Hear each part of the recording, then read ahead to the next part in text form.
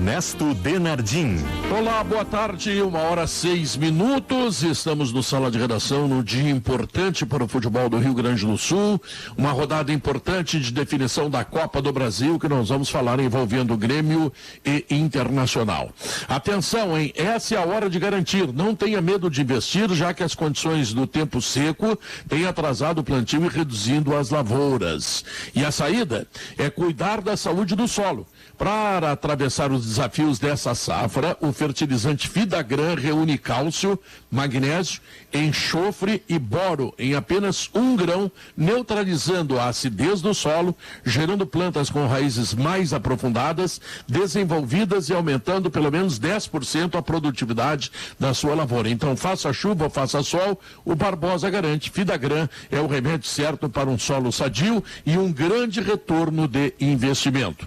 O nosso Sala de Redação tem o patrocínio da Gimo, a linha mais completa de inseticidas do Brasil, Zafari Bourbon, Ruder Segurança, ar-condicionado é na Frigelar, Grupo IESA, vamos juntos, suco de uva integral Aurora e o Pix está no seu app, no Banrisul Digital. Andressa Xavier e as importantes informações que tem a ver aí com esta pandemia. Importantes mesmo, Pedro, e importante alerta que os números aqui de Porto Alegre nos trazem, viu? Nos traz agora esse alerta porque são 247 pacientes com confirmação de Covid-19 em estado grave nas UTIs de Porto Alegre. Lembrando que há menos de 15 dias esse número era abaixo de 200, agora nós temos 247. E vai forçando a lotação de UTIs aqui em Porto Alegre por causa desse número alto. Mas tem também boa notícia, Pedro, a notícia que nos traz esperança, a vacina da Pfizer e da BioNTech contra a Covid, concluindo os estudos da fase 3. Então, ontem vocês perguntavam qual era a mais avançada. Essas que a gente tem falado, Coronavac, que é a Sinovac, Oxford, Johnson, Pfizer, essas estão na fase 3. E agora, essa informação de hoje, esses 95% de eficácia, já são a conclusão da fase 3. O imunizante é o primeiro a ter esses testes concluídos, diz que é seguro, que não gerou efeitos colaterais sérios, segundo a Pfizer. Em pessoas com mais de 65 anos, a eficácia foi superior a 94%, o que é muito bom. Então, é uma ótima notícia que nós temos à disposição nesta quarta-feira, uma notícia para nos trazer esperança de que sim, teremos vacina mais cedo ou mais tarde, esperamos que mais cedo, né, Maurício? Se nós já temos o quando e não o se, graças a Deus, este quando ele pode ser acelerado pela própria Anvisa. Eu vi uma manchete hoje a respeito disso, eu queria que você detalhasse.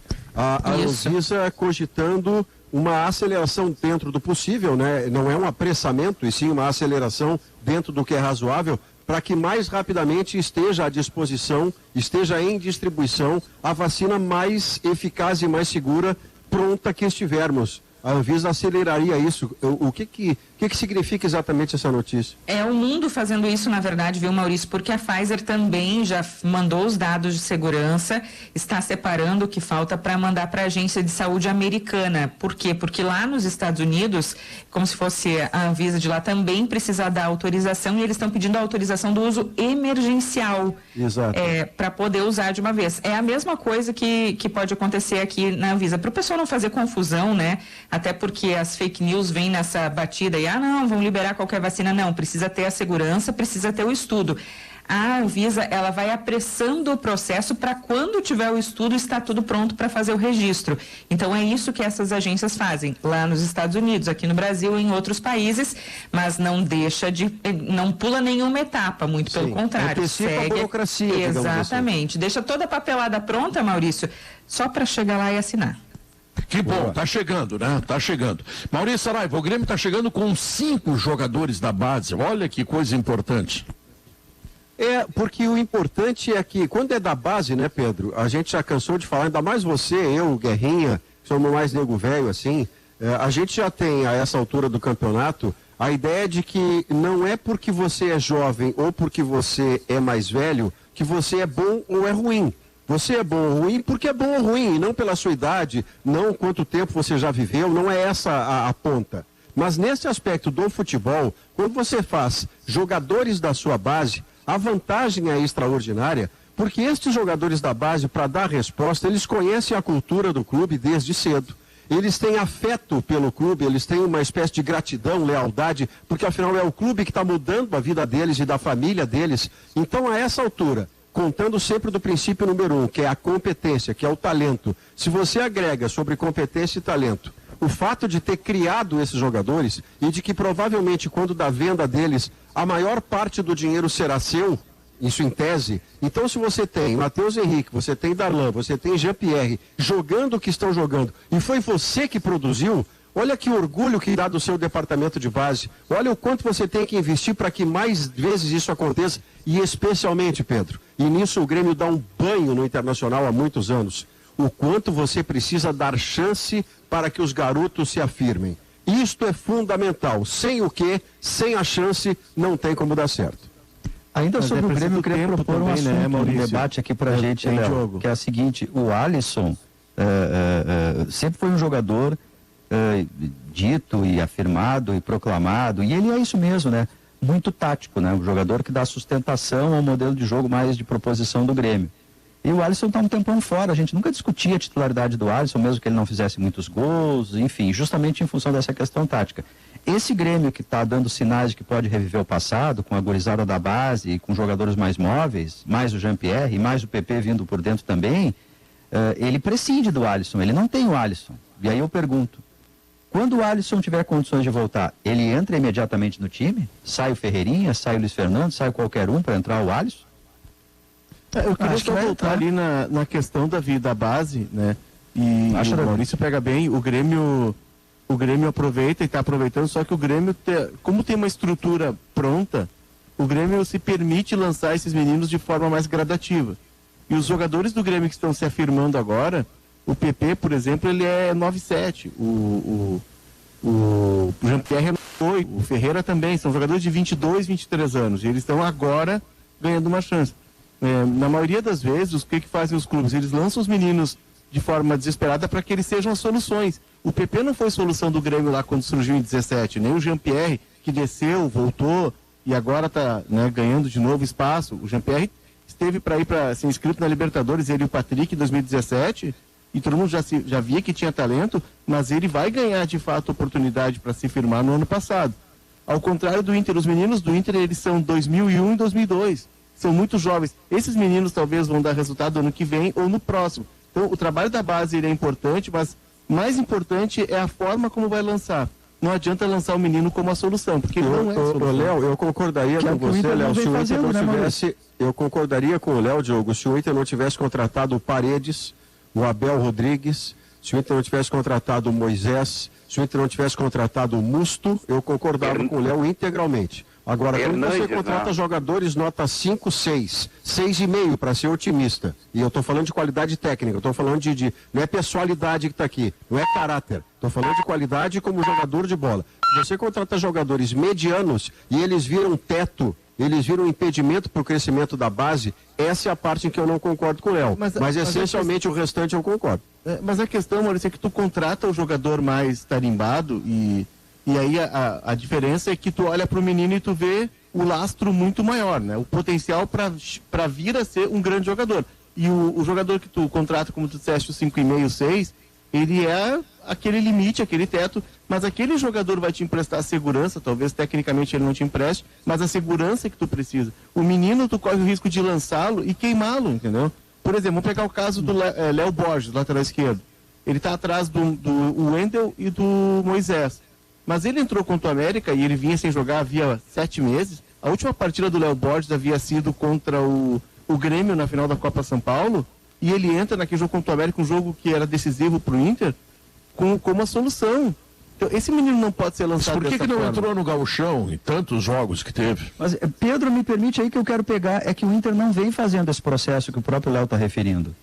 Né? O Inter não faz isso, de ir colocando um jogador, apostando, ele entra, vai bem, depois ele vai mal, e aí volta de novo. O Inter não vem fazendo isso há algum tempo, é por isso que ele acaba não tendo jogador como agora tem o Grêmio Jean-Pierre, como tem o Ferreira, como antes tinha o Everton, como tem o Arthur, como tem o Matheus Henrique. Se o Inter faz esse processo, coloca, entra, tira. Mas assim, o Inter fez jogo. Mas também tem muito mais. Também tem a qualidade. Eu tô falando de mais atrás, Léo. Isso é agora. Não, olha aqui, e a gente nem sabe se eles vão ter sequência. Aqui, mas a qualidade dos jogadores também conta. A qualidade também conta. O Inter não fez com esses jogadores e tal, tudo isso aí que a gente sabe, porque a qualidade dos jogadores não era tão boa. Simplesmente isso. Não, isso você está partindo do princípio. Mas o Inter está botando faixa no peito em categoria de base. Olha aqui, a gente via nos anos 70 o Inter revelar Caçapava, Falcão, Carpegiani, Batista, Jair, Escurinho, todos os jogadores da base. Porque tinha uma fornada de jogadores da base que era espetacular. É isso.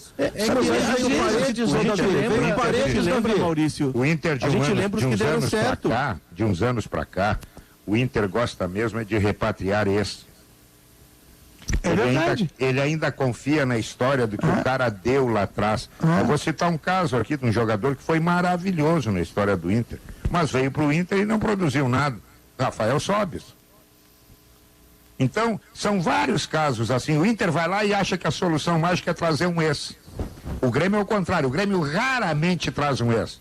Saiu, muito obrigado por tudo, siga a sua vida. Aqui tem a solução mágica. O cara fez, busca o cara que ele vai fazer. Não, olha para a base é o cheque. A base é o cheque. Eu acho que essa é a frase fundamental. Além de ser a solução técnica, né? Mas por exemplo, Pedro, o Inter em 2016, naquela ideia de renovar, se dizer que o time era velho, e realmente o time de 2015, que chegou à semifinal da Libertadores com o Diego Aguirre, ele era um time de uma média de idade mais elevada. Tinha Juan, tinha o D'Alessandro, era um time mais rodado, né? O que faz o Inter em 2016? O Inter tira os veteranos e promove os meninos todos de uma só vez. E os meninos não conseguem jogar. Também não, né? Não houve isso, deu errado, Léo. Não houve isso. O lateral direito ruim que veio deu errado. O centroavante deu errado. Vários jogadores contratados não deram certo. E aí teve que entrar os da base. É justamente o que tu acha que está errado. Não. Colocar na fogueira para resolver. É que ali o Inter fez colocar aos poucos. Mas o Inter não coloca aos poucos. Demora muito. E aí atrasa o processo dos meninos. É que ali o Inter fez um processo de lançar todo mundo ao mesmo tempo. Por exemplo, o Gustavo Ferrarez, que hoje está bem até no Atlético Goianiense. Esse é um jogador que tem contrato até o final do ano que vem. Esse é um jogador que, bem trabalhado, poderia hoje ser uma alternativa para o Inter de um meia da linha de 3 pela esquerda. O Inter não tem um jogador para atuar hoje. E o Gustavo Ferrarez já rodou por Figueirense, já rodou pelo Vitória, já foi emprestado para tudo quanto é time. Tem um jogador que eu gritava aqui no sala, aproveita, vamos ver como é que é. Richard, tá no futebol português, jogava num time lá que era um horror. Botafogo de São Paulo. Aí acabou. O Richard, Botafogo de São Paulo. Isso, Richard, tá certo. Desculpa, ele estava em Portugal, foi muito bem num time ruim, acabou sendo vendido para outro. Esse aí nem chance teve. Então, não, mas não está pronto ainda. O que fica pronto é o bife. Entendeu? Bota para jogar. O Léo, deixa eu só fazer. O filé mignon, né? Não vamos fazer o bife. Eu tenho certeza que o Léo não quis cometer injustiça. O Léo não quis cometer nenhuma injustiça quando lembrou 2016. É a percepção que o Léo tem lá. Eu só quero lembrar, Léo. Ontem eu pude ver o Léo de perto no estúdio, eu fui ver o jogo do Brasil lá no estúdio da Rádio Gaúcha, mantive a prudente distância, mascarado, longe das pessoas, mas eu pude cumprimentar de Léo e brincar com o Léo. Eu vim discordar de ti de perto, eu brinquei com o Léo ontem, meu querido amigo que estava comentando o jogo. E a gente passou a noite toda concordando vendo o jogo. E passou uma noite concordando, isso me irritou profundamente, Léo. Mas eu quero lembrar você que no argumento irritado, o Maurício batendo a porta. No argumento de 2016, Léo, eu quero carinhosamente discordar de você, vindo com a escalação do jogo que o Internacional é matematicamente eliminado contra o Fluminense, o comandante corajoso, valente, que topou os últimos 3 jogos para tentar o milagre, chamava-se Lisca. O time do Inter tinha Danilo Fernandes, William, Paulão, Hernando e Alex. No meio-campo, Rodrigo Dourado, Creiam, Anselmo e Anderson. Valdívia, Vitinho e Nico Lopes. Você vê aqui esse time e vê que o Inter não cai porque o time está cheio de meninos. O time, na verdade, está cheio de jogadores que não davam resposta e os meninos eram em pequeníssima quantidade entre os 11. Então, esse argumento que o Inter usou, Léo, por muito tempo, de que em 2016 tentou botar os meninos e eles fracassaram, isso, na verdade, é falacioso quando você... Eu não estou chamando você de falacioso, pelo amor de Deus. Eu estou dizendo que a situação do Internacional de 2016 era de uma devastação profunda na qualidade do seu elenco, de coisas fora do campo que hoje ainda repercutem na polícia. E foi atribuído a presença de garotos lançados precocemente, e desde aquele momento eu discordo, porque dali em diante o Inter passou a ter um pavor, passou a ter um equívoco tamanho na sua gestão de base, que foi prometido mudar esse ano, e o Léo estava na mesa em que o Cudê disse a seguinte frase em janeiro ou fevereiro: eu não peço carteira de identidade para talento. Na verdade, isso não se consumou. O Internacional não dá, proporcionalmente ao Grêmio, a mesma chance aos talentos que o Grêmio tem e jogam, e no Inter não tem chance de jogar. É só essa discordância que eu queria do Léo. Vamos por partes. Em nenhum momento eu quis dizer que o Inter aconteceu o que aconteceu em 2016 por lançamento precoce de jovens. O Inter chegou aquele final de ano fatídico.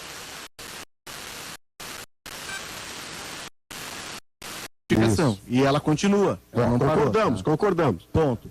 O que eu estou dizendo é que em 2016, e o Carlos Pellegrini era o vice-futebol, e isso ele disse numa entrevista que eu fiz com ele, que a ideia era rejuvenescer o grupo, que ele ia baixar a média de idade.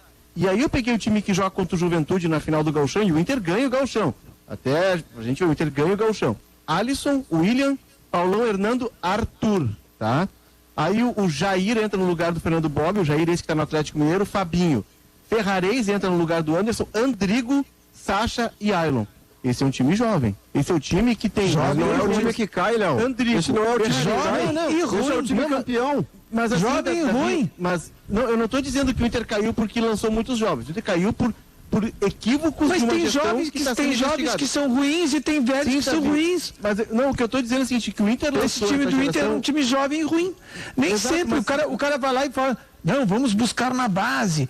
Aí tu vai na base do Ibis, só vai ter perna de pau. Mas um ano brasileiro na Copa São Paulo. Às vezes a base não forma os jogadores. Às vezes não forma. Agora há pouco tempo a gente está vendo, quando o Grêmio passou 15 anos sem conseguir título ali, de repente surgia um guri da base do Grêmio ali, surgiu fulano, esse vai ser o grande cara, tal. Ele jogava 2, 3, 4, 5, 10 partidas e se via que não adiantava. Nenhum menino do Inter jogou 10 partidas, Davi. Mas olha aqui, gente, em 2015, um ano antes de 2016, no último grande momento do Inter, que foi a semifinal de Libertadores, o Inter fez várias contratações.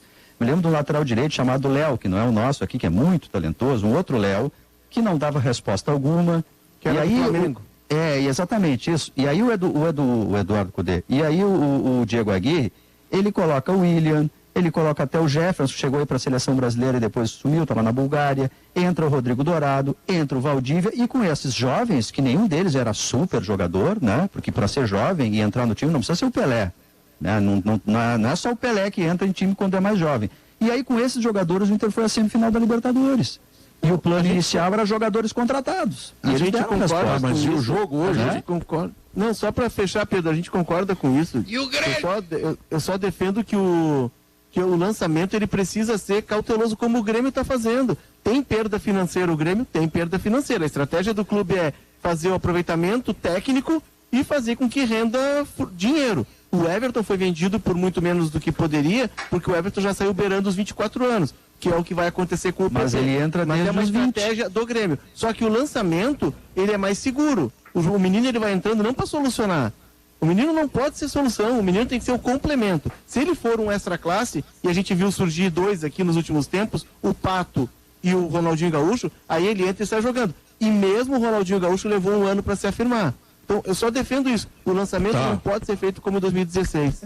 Duda Garbi, o Grêmio hoje, Duda Garbi, o Grêmio, a palestra do Leonardo Oliveira, rapaz. Eu só estava defendendo minha posição. Sim, mas defende o programa para ele, Pedro. A hora do Leonardo Oliveira. Não sejam bandidos com o Leonardo Oliveira, meu mais fiel oponente. Vocês deixem de fazer bandidagem com ele. O nome do programa As Horas do Leonardo Oliveira. As Horas de Leonardo Oliveira, tá bom. Duda Garbi, o Grêmio hoje, e esta formação aí que tem essa gurizada, mas tem sobretudo um time que parece que se encaminha de alguma forma para ser o titular, dependendo do Alisson e Ferreirinha. É o time que parece que é o que mais se encaixou, né, nos últimos 2 jogos.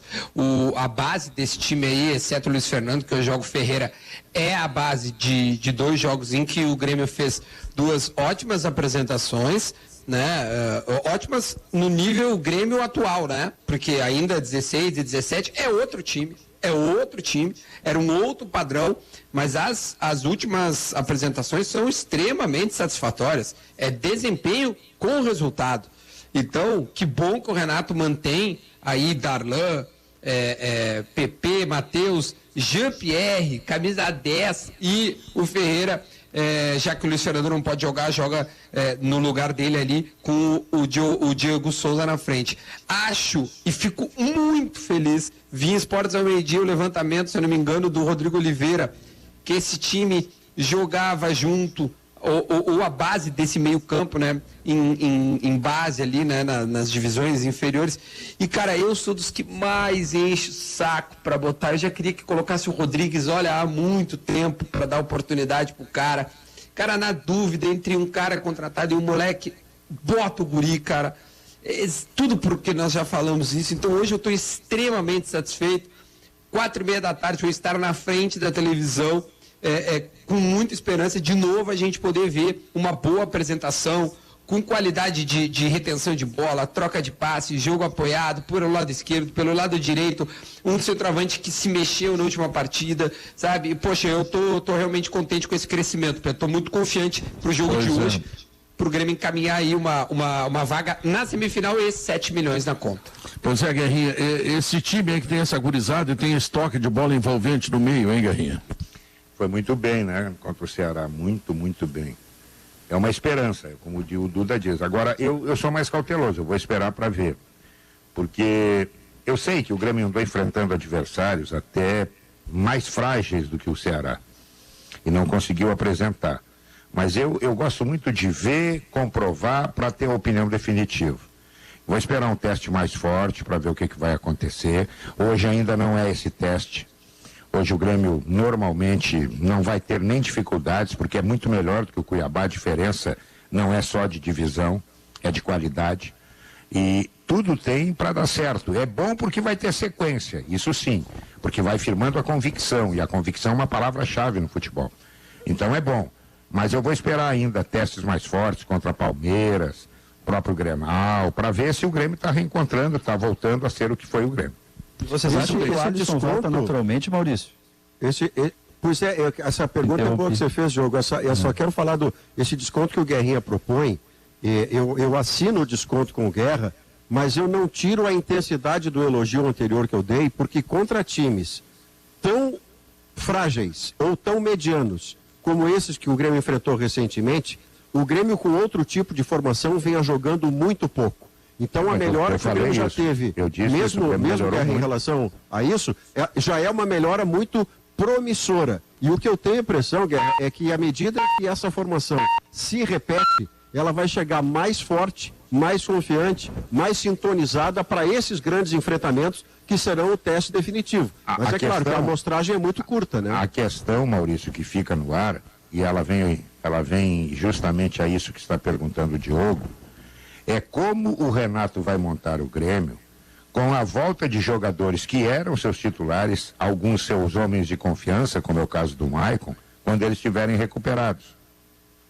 Será que ele vai mantê-los fora do time em razão do bom aproveitamento dos meninos? E isso também a gente precisa esperar para ver. Porque tá legal. Mas voltando o Alisson, voltando o Maicon, como é que vai ser? Eu não sei, eu vou esperar para ver. Por isso que eu estou dizendo, agora foi muito bom, o Grêmio andou enfrentando o Bragantino, que não é muito diferente do Ceará, e o Grêmio teve dificuldades, andou muito longe de apresentar o futebol que fez com o Ceará. O Grêmio enfrentou o próprio Cuiabá, cara, e não teve resultado, mas não teve um desempenho que tu diga assim, nossa, como jogou muita bola, como foi em Fluminense e o próprio Cuiabá. Esse time que o Grêmio vai pegar hoje... Cuiabá sem 7, né? Exato. O Grêmio não foi um time assim, que o rendimento tenha sido igual ao resultado. O resultado foi ótimo, né? Tu vence fora de casa. Como é que você responderia a pergunta do Diogo? Eu tenho duas respostas diferentes. Por exemplo, no caso do Maicon, e aí eu estou falando do melhor Maicon, tá? É disso que o Guerreiro deve estar propondo. O melhor Maicon voltou. O melhor Maicon voltando, ele ainda bota o Darlan no banco. Mas o melhor Alisson voltando, dependendo do que aconteça lá com o Ferreira ou com o Luiz Fernando, essa posição do Alisson já era aberta, a gente já discutia a posição do Alisson antes. Então a posição do Alisson fica mais vulnerável, me parece, do que a do Maicon, se for o melhor Maicon. E você, Duda, é isso que eu fiquei curioso. Sim, eu tenho uma impressão, tá? Eu não tenho nenhuma informação. Eu tenho uma impressão que o Alisson é homem de confiança do Renato. Ele ganhou isso no campo, com 2 anos de Grêmio, e acho que essa posição é difícil que ele perca assim, por ter se machucado e não, que ele não vá ter uma oportunidade. Acho que o Alisson, quando voltar, ele será muito experimentado, pode ser que não saia jogando imediatamente, porque o Renato sim é um cara conservador quanto aos seus retornos de DM, vide Pierre agora, né? 3, 4 jogos entrando, e aí depois uma sequência. Então eu acho que o Alisson ainda está na hierarquia do lado direito em primeiro. Depois acho que é o Luiz Fernando, e depois é Ferreira. É assim que eu enxergo o pensamento do Renato. O que eu enxergo, tá? Para ter proteção nesses tempos difíceis do álcool, aliada à praticidade do aerossol, eu enxergo a Gimo. Ela tem qualidade comprovada. Gimo álcool 70 aerossol para você. Quantas maçãs deliciosas? É interrompido, entendeu? Então. Não, o Leonardo Oliveira não deixou com aquela palestra dele. Vamos fazer o intervalo comercial. O Leonardo Oliveira, só para falar nos meninos, ele levou 25 minutos. Só eu falei, né? Só eu falei. Só tu, claro que foi só tu. Vamos ao intervalo comercial, voltamos em seguida. Estamos de volta, 1h39. O grande desafio do Inter essa noite. Não é coisa pequena, Pedro. Não pelo tamanho do América, não é isso. É pelo que o Inter tem apresentado. Eu continuo achando que vai ser um jogo que o América terá muito mais preocupação em defender do que atacar. Pode ser que eu esteja enganado, mas acho que não. E que o Inter terá que ser criativo, pontual, cirúrgico, para marcar o gol. Porque não adianta ficar esperando, passar o tempo, estudar o adversário, essas coisas todas. O Inter precisa, antes de tudo, fazer um gol. E, segundo lugar, garantir a vantagem para tentar, no mínimo, disputar tudo nos pênaltis. Mas tem capacidade para ganhar, principalmente se houver mudanças no time. Eu não sei ainda o que passou na cabeça do Abel nesses dias, depois da derrota para o Santos, aonde é que, junto com seus companheiros de comissão técnica, ele chegou à conclusão que tem que alterar. A verdade é que precisa alterar. E precisa fazer um time que tenha capacidade para defender, mas especialmente para chegar no gol do América. Hoje é a noite que o Inter joga 7 milhões, Pedro. Não é pouca coisa 7 milhões. Então, é tudo ou nada. Eu acho que dá para ganhar o jogo, mas vai passar muito pelas alterações que o Abel vai fazer. Mas o Abel ele já se notou, pelo menos nessas 2 partidas. A primeira, ele praticamente estreou no dia, né? Ele entrou na Casa Mata na quarta passada, mas contra o Santos já se viu assim que a intenção do Abel foi baixar as linhas de marcação, né? O Internacional não pressiona mais a defesa no campo adversário, né? Ele já recuou o time todo, né? Então, momentos como a gente viu contra o primeiro tempo contra o Flamengo, onde o Inter foi pressionando até achar os 2 gols por falha da defesa, ok? Mas a intenção é justamente essa, quando tu joga teu time para cima, né? É proporcionar a falha do adversário. Contra o Flamengo, no primeiro tempo, achou 2 falhas ali dos zagueiros e marcou os 2 gols. Com o time que o Abel está montando, assim, já se vê que não vai ter esse ímpeto, né? Então, eu como torcedor vou ficar realmente aqui ansioso e aguardando para que essa nova forma do Abel agir com o time que ele surta resultado. Né? Sabe que eu duvido, posso estar enganado, claro, né? Não é comum, não é incomum eu estar enganado. Não é verdade. Normalmente está muito certo. Pois é, mas eu duvido que o Abel tenha chegado para os jogadores e tenha dito o seguinte: vamos recuar, vamos marcar no nosso campo. Acho que ele não disse isso. Acho que ele tentou, porque ele começou agora, ele tentou fazer o time jogar do jeito que ele estava jogando. Só que o time do Inter, eu acho que aquela manta que o Cudê usava em volta do pescoço era de tanto gritar à beira do campo. Ele ficava dizendo para os jogadores o tempo todo o que eles tinham que fazer. Ficava mandando os caras ir para cima. Jogadores, Davi.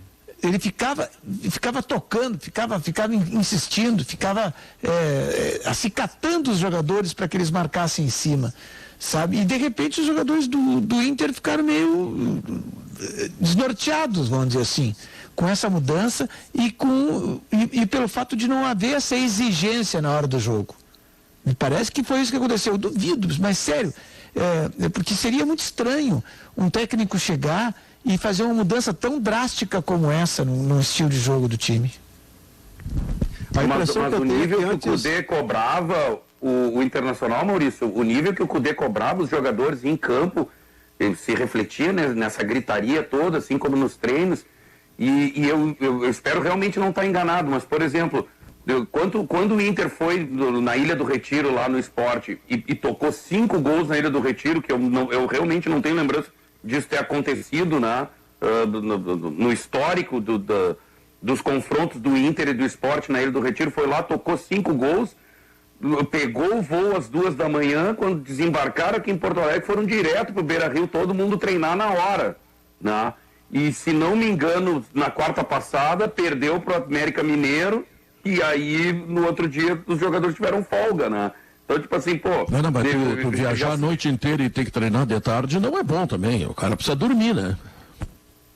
Não, mas o que eu digo é o seguinte... viagem eles treinaram de manhã, eles chegaram 7 horas e foram treinar. Foi um dia que eles chegaram... Eles pegaram o voo às 2 da manhã do Recife, chegaram no Beira-Rio e foram treinar. Não, mas isso é uma cobrança do técnico, né? Então, tipo assim, na quarta passada, quando o Inter tomou do América Mineiro no Beira-Rio, no outro dia o jogador está de folga. Qual foi o jogo seguinte? Claro. Aí o que tu pensa nisso, Pedro? Tipo assim, se eu tocar 5 gols na casa do adversário, eu vou treinar no outro. Vai desgastar os jogadores, eles já estão numa carga de jogos quarta e domingo, tá cheio de jogador com problema muscular ou com desconfiança de que isso possa acontecer, aí tu vai chegar às 7 da manhã e vai treinar. Eu acho um absurdo isso. Não, o treino que eles foram fazer é o regenerativo, aqueles. Mas não ganharam folga. O cara vai para casa, não vai dormir.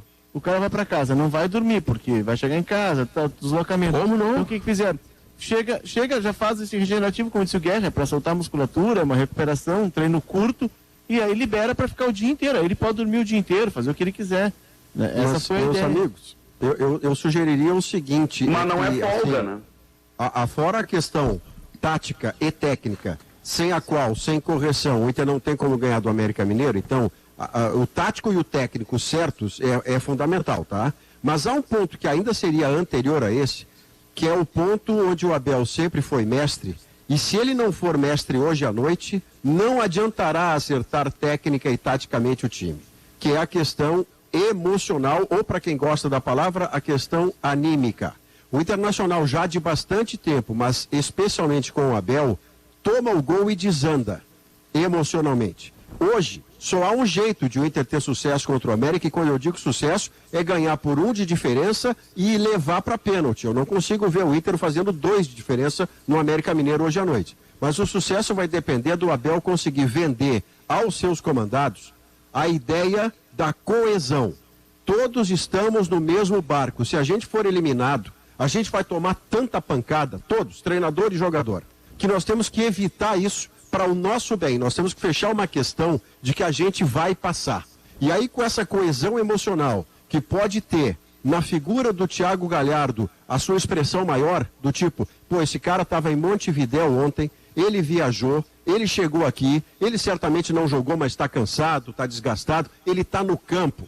esse cara aqui é o nosso protagonista e vem nos ajudar. Uma ideia de coesão de grupo, de unidade de pensamento, que aí no anímico, onde o Inter está falhando contra o Santos e falha contra o América Mineiro, hoje, com essa Maurício, força emocional, aumenta a chance de dar certo. Maurício, sem isso, Guerra, pode acertar tática, pode acertar técnica, que não vai acontecer nada. Nada é mais motivacional do que tu lembrar os jogadores hoje. Não precisa ser nem ser o Abel, pode ser o Rodrigo Caetano. Olha, é 7 milhões. Esse prêmio é para ser dividido entre vocês. Pronto.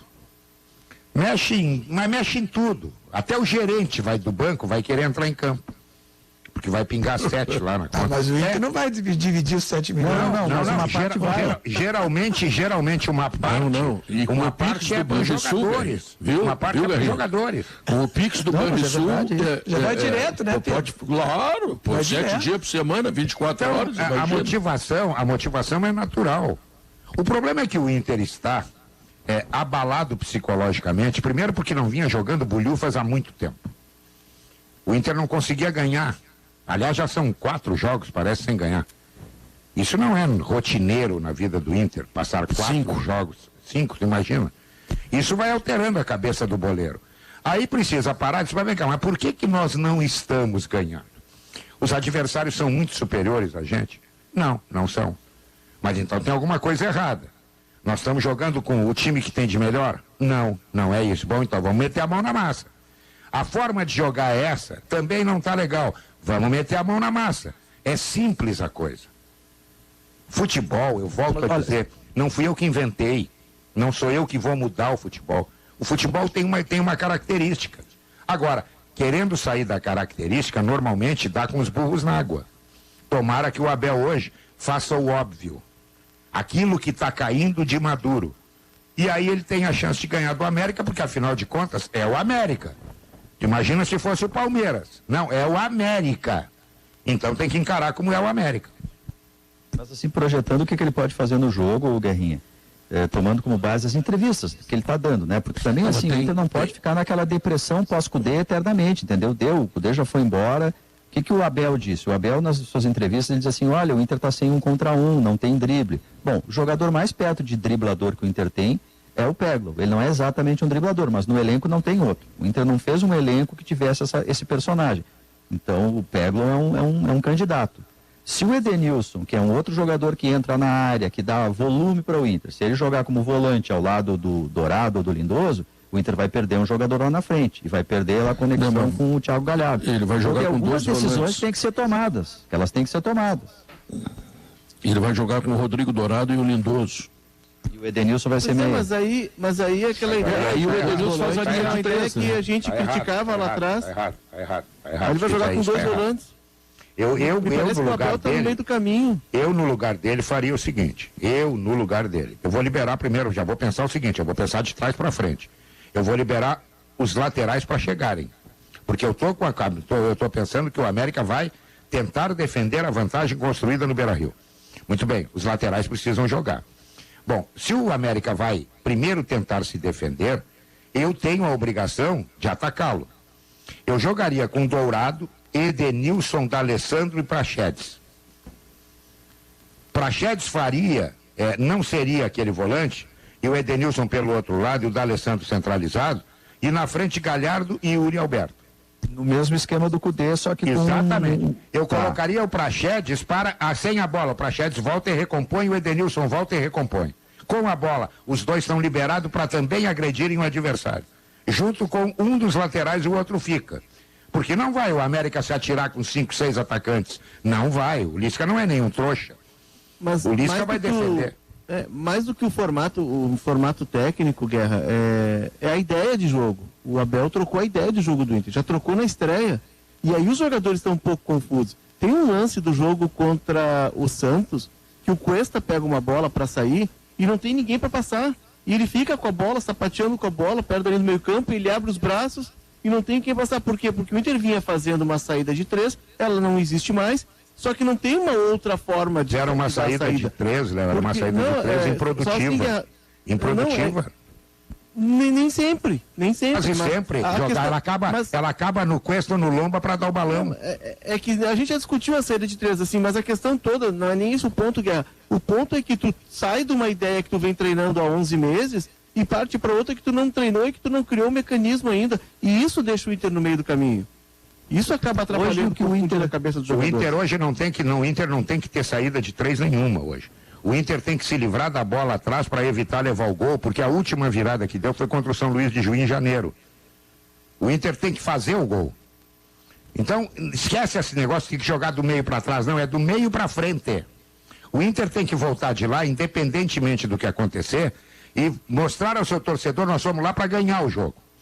Nós não fomos lá para ter posse de bola dentro do nosso campo. Não, nós fomos para agredir o adversário.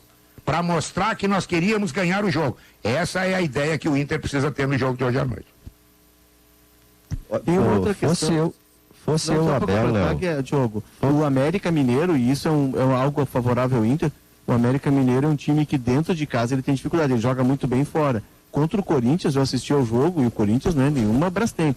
O América Mineiro teve grandes dificuldades e achou um pênalti, ganhou um pênalti, mas estava levando o jogo para os pênaltis. Isso é favorável ao Inter. E o Inter tem o Edenilson, que está voltando, tem o Galhardo, que chegou lá, ou seja, tem também notícias bem interessantes. Agora é acertar o time para tentar o jogo.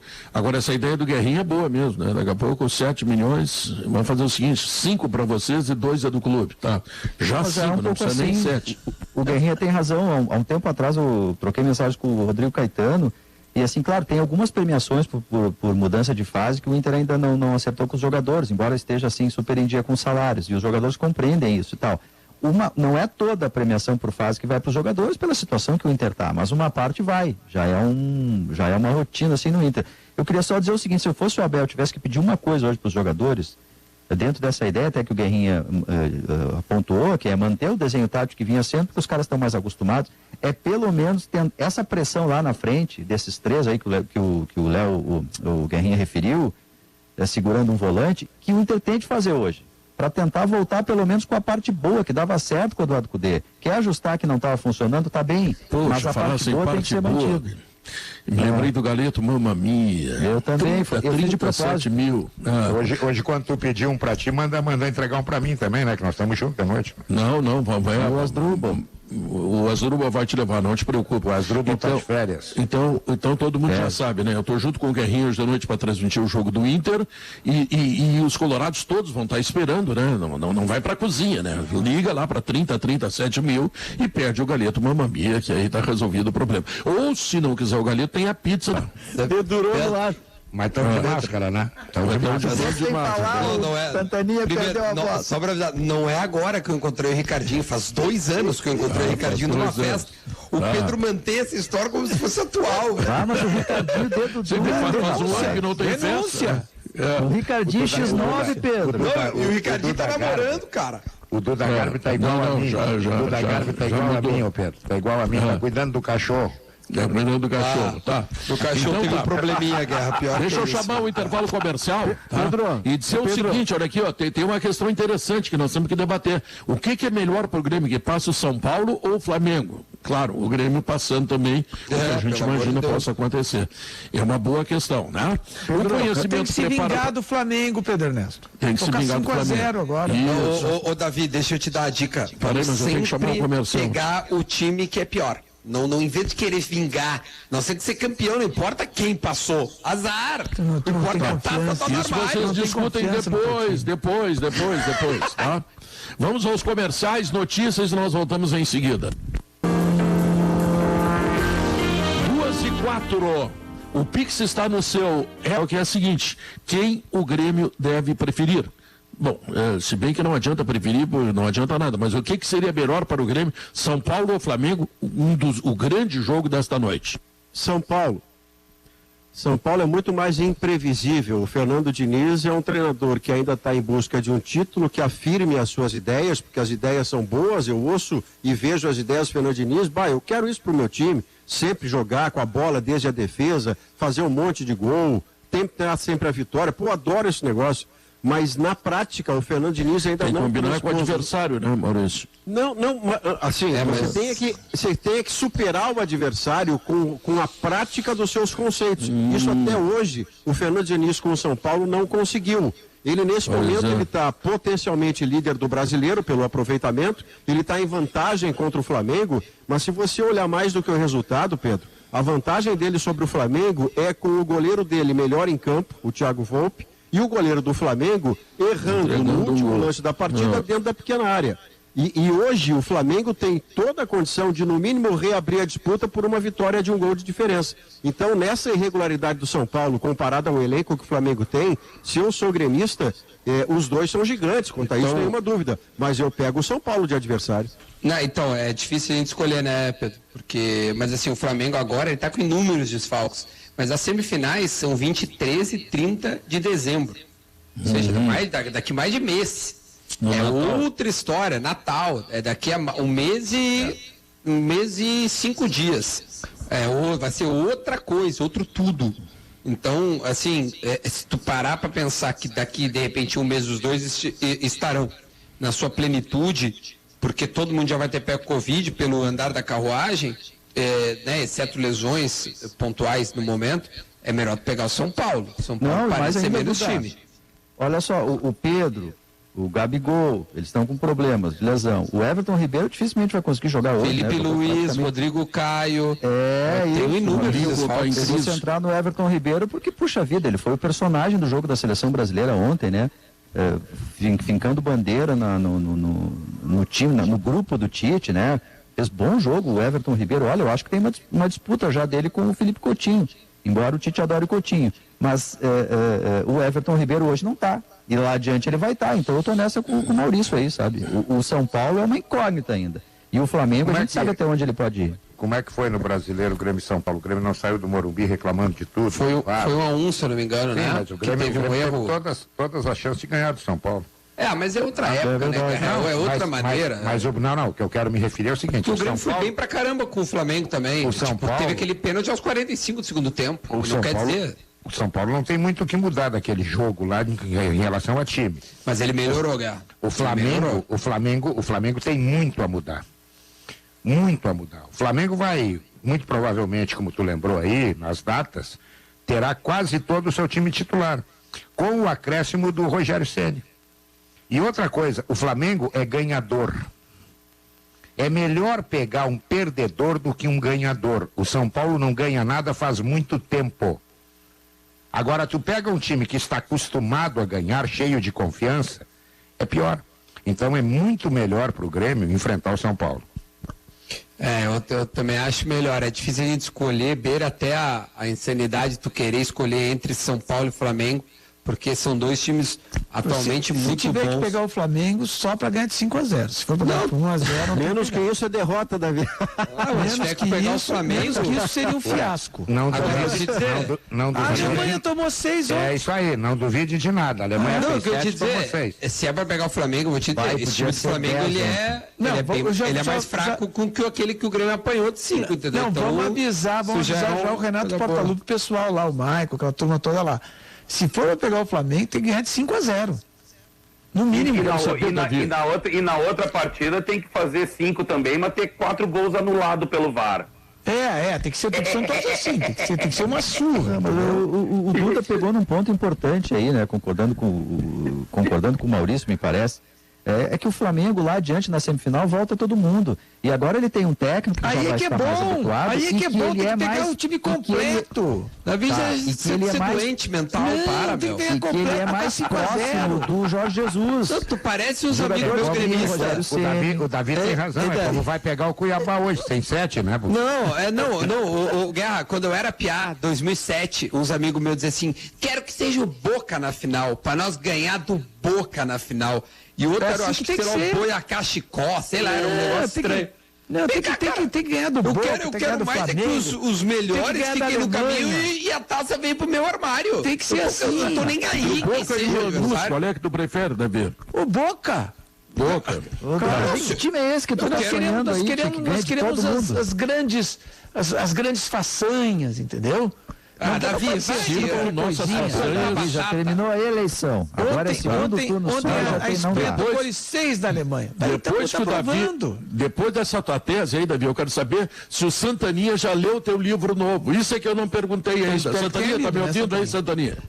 Pedro, estava ouvindo vocês, quanta baboseira. É, muita bobagem, né? Que dificuldade de argumentar, de dar raciocínio. Que saudade do antigo sala da redação. Eu também. Onde está Lauro Quadro? Rui Carlos Osterman. Vianney Carlet. Isso. E tantos outros. Que me fazem chega a doer, meu ouvido sangra, Pedro. Mas tu lês o livro do Davi, dai-nos a luz, Santania.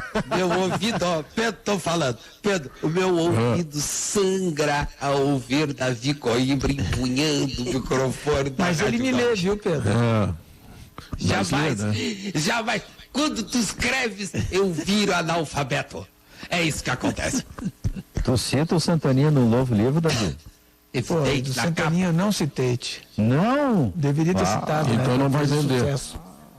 Então não operação de guerra praticamente. Vagabundo, bom-barato, Pedro. Eu também acho. E ele quis se derrubar e conseguiu. Eu precisava descobrir o que está acontecendo com a Colômbia. A Colômbia tomou, ontem 6, né?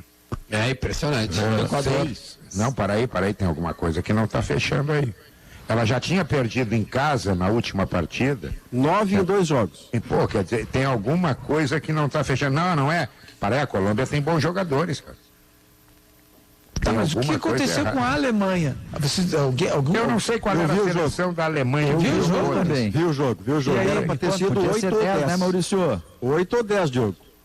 Podia ser 10. Mas por que isso aconteceu? Quem são os jogadores que a Alemanha botou em campo, Maurício, do Bayern? Quantos tinham? Eu vou fazer uma comparação ainda anterior. A Copa de 14 não tinha meio time. Da Copa de 14 não tinha meio time. Tinha o Neuer, tinha o Kroos. Aí já era uma seleção da Alemanha, né? Aí já fazem 6 anos, tá? Já foi modificada um pouco. Não, eu queria saber porque a base da Alemanha tô com o time aqui. Tem que ser jogadores do Bayern, né? Ele é aberto aqui também. Tem do Bayern, tá? O Neuer, o Schul, que é zagueiro, o Gnabry, que é atacante. O Sané agora saiu, né? O Sané mudou de time, né? Faz gol pra caramba. O time Sané está no Bayern. O Sané está no Bayern. Isso, o Sané saiu do City e foi pro Bayern. O lateral direito, aquele que às vezes joga no meio campo. Não, o Kimmich está machucado no joelho, não jogou. Não, jogou o Inter. O Goretzka também é do Bayern. Então também estava jogando. Aí tinha Gundogan, Kroos. São 1, 2, 3, 4, 5 jogadores do Bayern. Timo Werner do Chelsea. Não tem explicação. Então o treinador vai lá. Gundogan, Goretzka e Kroos, e o ataque era Sané, Gnabry e Werner. Foi um bom time. É um bom time, está muito longe de ser uma Alemanha desconfigurada. É uma Alemanha renovada. Mas o que a Espanha jogou, pelo amor de Deus. Não, mas tu pode perder para a Espanha, não está proibido. Agora tu não pode tomar 6. Né? Tomar 6, não. Ô, Guerrinha, tu fala muito nisso aqui no programa. A imprensa alemã, ela cogita, e olha que o Joachim Löw está lá há 14 anos, né, no caso. Tirando mas a imprensa... comendo. Contrato até 22. Já fez fiasco na Copa do Mundo, né? Exatamente, isso está na conta do que eu vou dizer. Ele foi eliminado na primeira fase.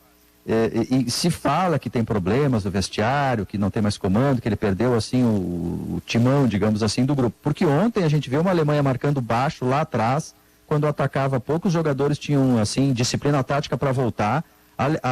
Tem um dos 6 gols da Espanha que é futsal. Sabe, toquinho rapidinho, entrou quase, vamos entrar com, sabe quando a gente jogava goleirinha, que tu entra com bola e tudo? Foi o que fez a Espanha. Tudo bem que a Espanha é um time renovado do Luiz Henrique, meio naquela pegada Guardiola, Barcelona, mas a Alemanha não dá espaço como deu nesse jogo. Tem algo que vai além da questão tática, porque foi demais ontem. Podia ter sido 10. O Neuer a todo instante ele olhava pra frente, né, Maurício? Levantava os braços, o que está acontecendo? Tem que derrubar esse Joaquim Löw e contratar o Jorge Jesus. Não, mas deixa eu te dizer quem é que está cotado, Davi, porque o Jorge Jesus está a perigo. Um resultado como esse, que a Alemanha toma da Espanha de 6 e fica fora da semifinal da Liga das Nações, até na Alemanha.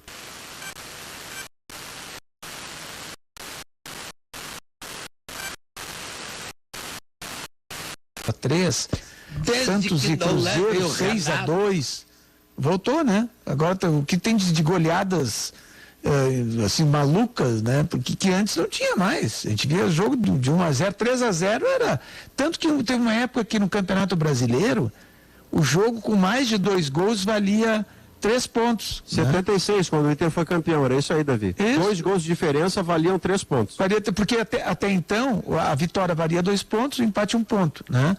Então o time fazia mais de 2 gols, ganhava 3 pontos, para incentivar a fazer gol nos anos 70, imagina só. Bom, deixa eu dar uma notícia importante aqui. Me manda um WhatsApp o Rodrigo Enzel, lá do Hospital de Clínicas, que tem um novo formulário para que voluntários possam manifestar interesse em participar de testes com vacinas preventivas à Covid-19 e que já está disponível no Hospital de Clínicas de Porto Alegre.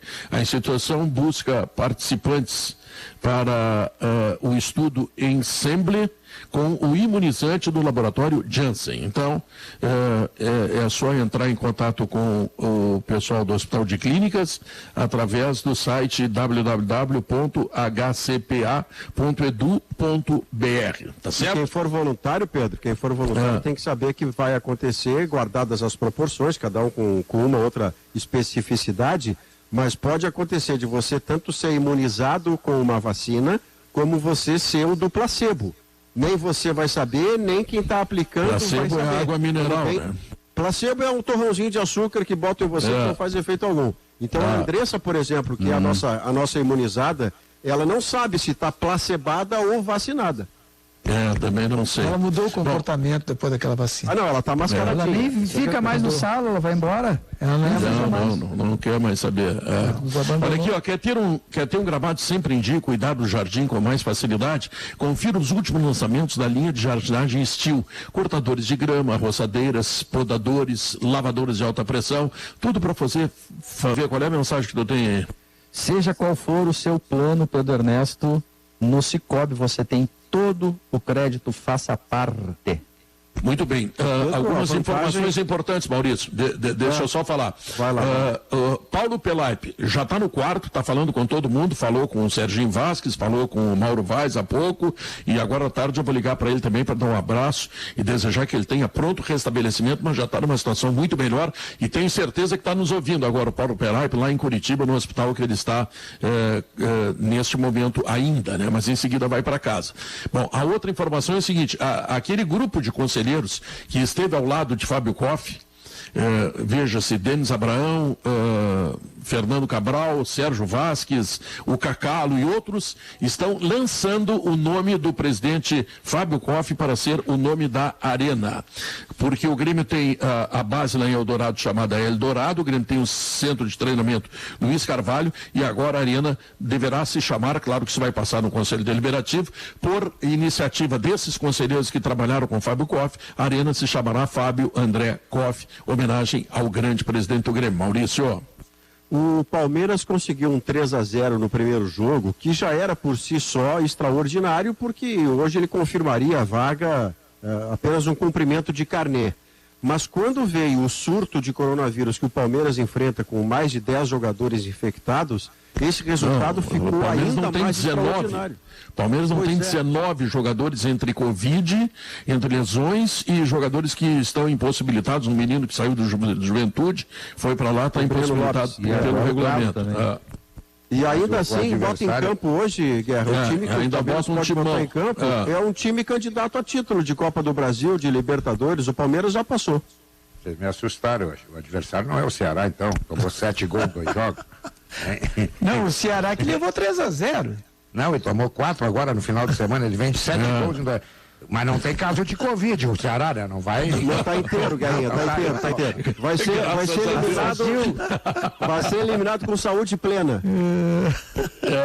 Motivado e com saúde. O Palmeiras vai perder saudável. Vai perder saudável. Não, o Palmeiras, isso ia acabar acontecendo com o Palmeiras, como vai acabar acontecendo com todos os outros times, talvez não assim com um grupo tão grande, mas que bom momento para acontecer com o Palmeiras isso agora, né?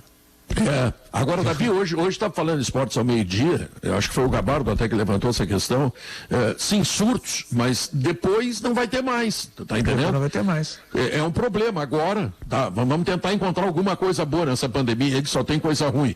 Quem já teve, não terá mais. Então, todos os jogadores do Palmeiras não terão mais, os do Santos não terão mais, os do Flamengo já tiveram naquele jogo lá, o Atlético Mineiro. Tu tá querendo dizer que Grêmio e Inter vão ter um monte de Covid, então? Não, eles já tiveram algumas e poderão ter outras, claro, porque tá aí, né? Quantos jogadores? O problema todo é quando pega um grupo muito grande, né? Ao mesmo tempo, né? Mas tem time, dá pra mais pegar. Mas tem time sub-20, tem time que coloca o sub-20 e ganha o jogo, né, Garrinha? Aconteceu sábado. É verdade. Tem isso também. Agora se a gente for ver aqui, o Grêmio Internacional tem o quê? 6, 7 jogadores que tiveram Covid, né? Não muito. Não passa disso. O Grêmio teve o Diego Souza, o Cortez, Matheus Henrique. Teve a dupla de zaga. Matheus Henrique. A dupla de zaga. O Jeromel tiveram, né? Jeromel tiveram. O Jean-Pierre teve. O Jean-Pierre teve. Até teve um número considerável, mas não ao mesmo tempo, Davi. Diego Souza. 7 jogadores. Isoladamente sempre. O importante é que não foi ao mesmo tempo. Fora alguns que já podem ter tido e a gente não ficou sabendo também, ou, né, sei lá, antes eles não estavam avisando os nomes aí, tem caso e tal. Ou pode ter tido ali naquela leva do Grenal e a gente não sabe, entendeu? Aquilo é possível. Porque ali parou o futebol, né? Os jogadores saíram em férias, né? Quem teve. Ali a gente não sabe. Pode ter tido ali também. Eu fiquei sabendo que alguns jogadores internacionais pegaram lá em março. E no Grenal. No Grenal. Naquele Grenal. No Grenal. Eu me lembro do Grenal foi 12 de março, porque logo de 3 dias depois fechou tudo, dia 15.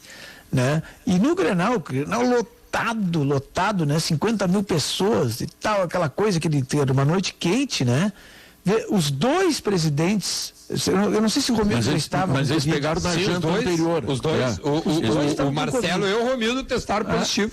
E mais outros dirigentes. Mas foi na janta anterior. O Bobson, aquele que faleceu, lamentavelmente, pegou. Tá? E também será homenageado pelo presidente do Grêmio. O Oderich pegou. Tanto que tem um monte. Tem um vídeo que ficou famoso da coletiva, acho que era coletiva, sabe o que era? Que tava o Romildo e o Medeiros lado a lado, falando e tal, e o Romildo tá falando e o Medeiros começa a tossir. Lembra? E vem um repórter falar com ele ali e tal, bota o microfone, ele falando, eu disse, meu Deus do céu. Aconteceu, né? Bom, mas aí a notícia do Pelaipe é espetacular. O Pelaipe passou há algum tempo, né? E o Pelaipe é amigo dos amigos, é um cara maravilhoso, eu adoro o Pelaipe. Outro do meio que se recuperou aí foi o Chicão Tofani, né? Também, sim, o Chicão já está em casa. Já está em casa. Passou um mês no hospital, né? E aí passou e ficou desse mês, deve ter ficado 15, 18 dias dentro do respirador, que é um problema. Esse problema o Pelaipe não teve, ele foi recolhido para a CTI, mas não chegou a usar o respirador, que é a forma mais grave que a ciência está atacando, né? Que os médicos atacam desse coronavírus. Que problema. Bom, hoje é noite de maluquice, Pedro, hoje é noite de botar tudo alto, o volume, você narrando, Guerrinha comentando, Lucianinho narrando, Maurício comentando, RBS TV ao vivo, Rádio Gaúcha em América e Inter à noite. Faz um x-tudo com bacon e ovo. Como é bom quando a RBS e a Globo estão dentro, né? Porque se não estão, é que nem ontem. Eu não vi o jogo, não sei o que aconteceu no Brasil e Uruguai. Eu vi o jogo. Foi uma vitória boa, e especialmente boa porque tem um jogador que, embora o Tite possa gostar, direito dele, do Felipe Coutinho, mas tem um cara que está ganhando a vaga de organizador do time que chama Everton Ribeiro. Ele está se escalando no campo. Tá escalando mas ele fez o simples, né? Ele não inventou o que ele estava inventando. Vamos combinar aqui, né? Ontem a gente debateu isso e aí ele faz um 4-3-3, coloca as peças nos seus lugares, né? Quem tem que jogar aberto, joga aberto. Quem tem que jogar por dentro, joga por dentro. Melhor, fica mais fácil, Duda, evidentemente. Isso que eu queria dizer, Duda. Isso que eu queria dizer, porque com o Renan Lobby de ponteiro, o que aconteceu de extrema? Ele perdia um bom lateral e ganhava um atacante mediano. Agora, colocando, o Cebolinha entrou no segundo tempo, entrou lá na esquerda. Não deu tempo de ver, porque o time já estava, o resultado já estava garantido e tal. Mas assim ficou melhor, o Brasil rendeu melhor com cada um na sua. Tá bom. E agora quem vai dizer o que está melhor é o Alemão, que certamente tem grandes notícias para nos trazer daqui a pouco no Gaúcha Mais, não é, Alemão?